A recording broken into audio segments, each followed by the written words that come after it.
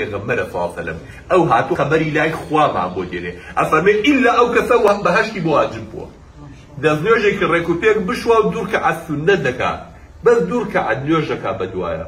وا پاگه بیتو لگنا افرمی بهشتی بو خود واجب کرد بودزان دزنوج چند گوریه حدیثکش صحیحه ما مسلمی گرد باش هناك پیغمبر صلی الله علیه وسلم فرموی اوی فرموی بدش لبر خو موتم قلنا الصحابة كانوا يقولون من جنابتنا ودامشتون قلت ما أجود هذه